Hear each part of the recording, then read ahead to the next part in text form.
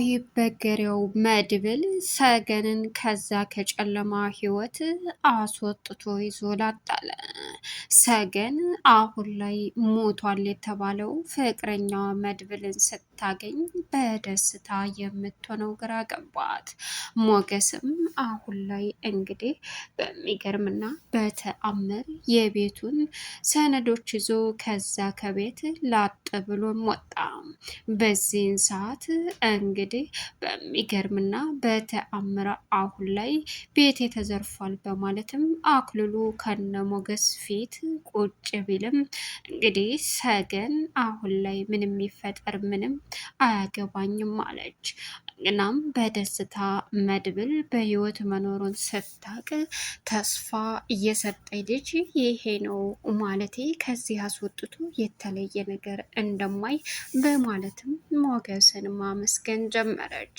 አደገኛውና ጀግናው መድብል እንግዲህ ልጅቷንም ሰነዱንም ይዘን እንወጣለን አለዛን ተኩስበታለን ሲልም ሞገስ ምንም ቢሆን ምንም በፍጹም ተተኩሶበት ሳይሆን ንብረቴን አይን ባይን አይኑ እያየ ቀምቼ የራሴ ሳደርገው ያን ጊዜ የሚያክል አደገኛ ሰውና እንዲሁም ደግሞ የማንኛውንም ሰው የደፋበትን ገንዘብ ላጣርጎ ወስዶ በገዛ ቤት እያለ መመጻደቅ ምን እንደሆነ እንዳሳየው ፈልጋለሁ። ማንም ሰው መሞት የለበትም በማለትም እንግዲህ መድብልና ሞገስ በሩን ከፍተው ሲገቡ የሚገርመው ሁኔታ ከፊት ለፊቱ ያገኛት መድብል ሰገንን ነበረ። በድንጋጤ የሚሆነው ግራ ገብቷት ጸጥ ሲልም እሷም ዘሩባቤል አለችው። እሱም ቀጠለና እንግዲህ ሰገን እያለ በእርግጥ አስቀድሞ እየጠየቀ ነበር መድብል። ስንት አመት ይሆናታል? የስንት አመት ልጅ ናት? እያለም ሞገስን በጣም በተደጋጋሚ ቢጠይቀውም 27 28 ይሆናታል እያለ መድብልም ሞገስም መመለስ ያለበትን ነገር መልሶልን ነበረ። አሁን ላይ መድብል እንግዲህ ሞታለች የተባለችውን ፍቅረኛውን ሰገንን ከመቃብሯ ላይ ሄዶ በሚገርም ሁኔታ በሚያሳዝንም አሁን ላይ እጅግ በጣም ልብ በሚሰብር የተፈጠሩት ነገሮች በሙሉ እንግዲህ እጅግ በጣም በሚያሳዝን ሁኔታ ለተፈጠሩት ነገሮች ተጠያቂ የሚሆነው እሱ እንደሆነ ቢሆንም እንዴት እንዳወቃትና እንዴት ለሷ ፍቅር ክብር እንዳለው ሲረዳ አሁን ላይ ለተፈጠሩት ነገሮች የኔ ፍቅር በጣም ወድሽ ነበር፣ በጣም አፈቅርሽ ነበር፣ ግን ምንም ማድረግ አልችልም። ቀና ብለሽ ባታይኝም አንቺን ግን መቼም ቢሆን ወደኋላ የምልበት የለም እያለ ማልቀሱን ቀጠለ። ሰላም ውድና የተከበራችሁ የዙዙነት ሚዲያ ቤተሰቦች እንደናችሁልኝ ሰላማችሁ ይብዛልኝ። ለዚህ ቻናል አዲስ የሆናችሁ ሰብስክራይብ እያደረጋችሁ ቪዲዮውን እስከ መጨረሻው ተከታተሉ። በጉጉት ስንጠብቀው የነበረው ሰገን ቀጣይ ፓርቲ ዘመተናል። እጅግ በጣም በሚያሳዝን ሁኔታ አሁን ላይ እንግዲህ ሰገን ከዛ ከሰውዬ የመውጫ የመጨረሻው ሆኖ ትገኛለች። ምክንያቱም ሰገንን እያሰቃየ የነበረው አሁን ላይ እናቱ ልትመጣ ስለሆነ ግን መልካም ሚስት ሆና እንደምታኮራው ሲጠይቃት ነበር። እሷም ከት ብላ ይህንን አክሊሉን እናቴ አታቀኝም። ስለዚህ እናቴ የምታውቀው ያንን ምርጡንና የምትወደውን አክሊሉን ነው። ስለዚህ እሷ ፊት ደግሞ ልታከብርኝ ይገባል ሲላትም እሷም የተመሰለባትንና ሳቅ ብላ መቼ ነው የምትመጣው እያለችም እንግዲህ ጠየቀችው። አሁን ሞገስና እንዲሁም መድብል በመመካከር ማድረግ ያለባቸውን ነገሮች በሙሉ በደንብ ካደረጉ በኋላ ወደፊት እንዴት ምን ማድረግ እንዳለባቸው መድብል በእርግጥ ልጅቷንም እናስወጣታለን፣ እንዲሁም ደግሞ እመነኝ ምንፈልገውን ነገር ሰነድህን ታገኛለህ ሲለውም ግን የሚያስቸግር ከሆነ ድፍት እናደርገዋለን ተኩስበታለሁ ሲለውም በፍጹም እንደዛማ ልታደርግ አችልም መተኮስ ማንም መሞት የለበትም። የተሻለ ሆኖ የሚገኘው ግዴታ አሁን ላይ እባክህ ምን ማድረግ እንዳለብህ ጠንቅቀህ እወቅ። ያ ማለት የተሻለ ሆኖ የሚገኘው ይህን ሁሉ ማድረግ የሚችለው እሱ በማን ህይወት እንዳለ በማን በሰው ገንዘብ እንደዚህ ቤቴ ነው እያለ እየተራቀቀ የሚኖርበትን ማወቅ አለበት። እባክናለው። መድብልም እሻለ። አሁን ላይ ሞገስና መድብል አክሊሉ አይተኛም። ነገር ግን ተኛም አልተኛም አይመለከተንም፣ ማድረግ ያለብንን ነገሮች በሙሉ እናደርጋለን በማለትም ተመካከሩ። እንግዲህ የተፈጠሩት ነገሮች በሙሉ ለሱ እጅግ በጣም ከባድና አሰልቺ ቢሆንም ገብተው ልጅቷንም ማውጣት አለብን ሲልም መድብል ከፊት ለፊቱ ያያት እንግዲህ ሞታለች የተባለችው ፍቅረኛው ሰገንን እያሰቃያት እንደሆነ ሲያገኛትም እሷም በደስታ የምትሆነው ግራ ገብቷት የኔ ጀግና በህይወት እንኳ ባትኖር ሁልጊዜም በልቤ ውስጥ ነበርክ እያለችም ተደሰተች። ሌላው እንግዲህ ሞገስ አሁን ላይ ሰነዱን አግኝቶ እየሮጠ ወደ ቤቱ በመምጣቱ እንግዲህ አክሊሉም ተከትሎ ሽጉጡን እየተኮሰ ቢከተላቸው እነሱም ደግሞ ምንም እንደማያመጣና ምንም ማድረግ እንደማይችል ስላረጋገጡ በተለይ መድብል በጣም ስለተጠራጠረ ሞገስን አንተ መላጣ ማነህ ምንድነህ እያለ በሩን እያስከፈተ ሲጠይቅም መድብል በዚህን ሰዓት ላጥ ብሎ በመደበቅ ነበረ። እናም እኔ ማንም አይደለውም ስምህን ተናገር፣ ሁለት ስም የለኝም በማለትም ለአክሊሉ መለሰለት።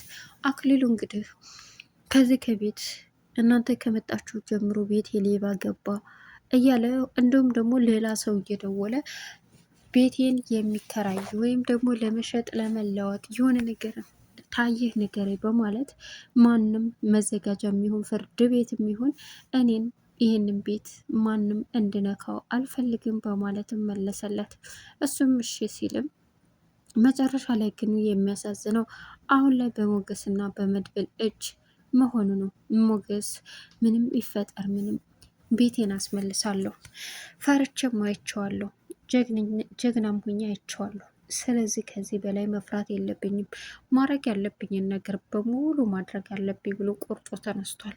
ከመድብል ጋር በደረቀ ሌሊት ዘው ብለው በመግባትም አሁን ላይ አክሊሉ በእርግጥ ከነ ኤፍራታ ጋር እየተጨቃጨቀ ነበር። መርዙን በተለይ ሲወጣ ሲገባ እንደሚፈራውም ስለሚያውቅ መድረሻ ያሳጠዋል። አንተ ደላላ እያለ ልብስ አጥባ ለማስጣት ባለችበት አጋጣሚ እንግዲህ ልብስሽን አውልቂና ልበሽው፣ የት ላስጣው ስትለውም ልብስሽን አውልቂና ልበሽው እንድደርቅልሽ፣ እኔና አንቺ ያልጨረስነው ነገር አለ፣ ይሄ እኮ ግቢ ነው እና እሺ በቃ እቤት አሰጠዋለሁ ስትል ነይ ምንድን ያልሽው? ቤት እኮ ይኔ ነው በማለትም አክሊሉ መመጻደቁን ጀመረ። ኤፍራታ እሺ በቃ ብላ ዝም አለች። አክሊሉ ምን እያረክ ነው አለ እንግዲህ መርዙ። አንተ ቆሻሻ ደላላ ምን አባካ ገባህ? ምንም ላድርግ እያለ እንግዲህ መጨመላለቅ ጀመረ። በዚህን ሰዓት አክሊሉ መርዙን አንበረከከው። ምንም አማራጭ የለውም። ኤፍራታ ሂጂ ግቢ አለ። ቆይ ሚስቴ ላይ እንደዚህ የምታደርገው ሚስቴ እኮ ናት፣ ለምንድን ነው እንደዚህ የምታደርገው ሲለውም አይደል ለመሸጥ የተስማማት ሚስትህ አይገርምም? ዝም በል ቀዳዳ እያለ ሲለው ቆይ ሀበሻ እኮ ነኝ፣ በሚስቴ መደራደር አልችልም አይደል እማትረባ እያለ እንግዲህ በጣም ቀወጠው። በዚህን ሰዓት ሁላቸውም አሁን ላይ ቀጥታ ወደ ታናዘዘው በኋላ ተንበርክኮ ከለመነው በኋላ መሽናኝ ቆርጬ እያለ ድሃ ለመሳቂያ ነው ሲልም ኤፍራታ በሩን ከፍታ ስትመጣ እንግዲህ የሚሆነው ግራ ገብቶት ብድግ ብሎ አክሊሉ እንዴት እንደዚህ ታደርጋለህ እንዴ? ሚስቴ እኮ ናት፣ በሚስቴ እንደዛ አይነት ነገር አላውቅም፣ ምን እየሆንክ ነው እያለ መቀባጠር ጀመረ። ሴት የላከው ሞት አይፈራም የሚባለው ለካ ለዚህ ነው። እሷን ሲያይኩ እንደሌላ አደረገው። ጀግና አጫወተው። ይሄም አይረባ ደላላ አንተ ተሞገስ ጋር የታባክ ነው የምትተዋወቀው እያለ እንግዲህ የስራ ቦታ ነው አለ። ሲቀጥል አሁን ላይ የሞገስና መርሱ አንድ መሆን ግራ ተጋብቶታል። መርሱም አሁን ሞገስን አሳልፎ ለመስጠት ከአክሊሉ ጋር ቢዝነስ መስራት አለብኝ እያለ አስቧል። እውነት አሳልፎ ይሰጠዋል ወይስ ምን ይፈጠራል? እጅግ በጣም ከባድና አሳዛኝ ነው። ሌላኛው እንግዲህ ማድረግ ያለበትን ነገር መድብል ጠንቅቆ ቢያውቅም መድብል ቤት ውስጥ በሆነበት ዘው ብሎ በመግባትም ለምንድን ነው በር ሳቆረቁር የምትገባው? ይሄ እኮ ቤቴ እኮ ነው። ከፈለክ ዛሬውኑ ማስወጣት ትችላለህ። ግን ቤትህን የተከራየ ነው ደግሞ እኛ ነን። በማንኛውም ታይም ዘው ብለህ መግባት የለብህም አለው። ኧረ እባክህ አንተ ማነህ? ስምህ ማን? ሁለት ስም የለኝም እንግዲህ ተናግሬያለሁ። ከዚህ ውጭ ሌላ ስም የለኝም። ከመድብል ጋር ማለቴ ከደላላው ጋር የት አባህ ነው የምትገናኘው? ደላላው ጋር የምንገናኘው የምንታወቀው በስራና በስራ ብቻ ነው። በሱ ደላልነት ነው እዚህ ቤት የመጣሁት አይደል እንዴ አለው። እናንተ ተመጣችሁ ሰላም እየተመቸኝ እየሸተተኝ አይደለም። ቤት የተደፈረ ሌባ መጣ ይሁን አንተ ሰውዬ ምንም ደስ አላለኝም እያለ እንግዲህ ሞገስን ማመናጨቅ ጀመረ። መድብል ተደብቆ ማዳመጡን ቀጠለ። በዚህን ሰዓት እሱ ሲሄድ ምን ጊዜ ላጥ ብለህ ተደበክ ሲለው፣ እንዴ ምን ሆነሃል? ይህ እኮ የህይወት ጉዳይ ነው፣ ማድረግ ያለብንን ነገር ማድረግ ያለብን አለ። በዚህ ሰዓት የተፈጠሩት ከባዶች እንደሆኑ አክሊሉ ቀላል ሰው አይደለም። ምን አስበ ነው? ሰውየው እኮ እርኩስ መንፈስ ነው የያዘው። በቃ እርኩሳዊ ነገር ነው ሲለውም፣ እሱን አውቃለሁ። የት ነው የምታውቀው? እንደታወክ ይኸውልህ ሞጌ፣ እሱን ሌላ ጊዜ እናወራለን። እመነኝ፣ ሰነድህንም ቤትህንም ታስመልሳለህ፣ ልጅቷንም እናስወጣታለን፣ እመነኝ አለው።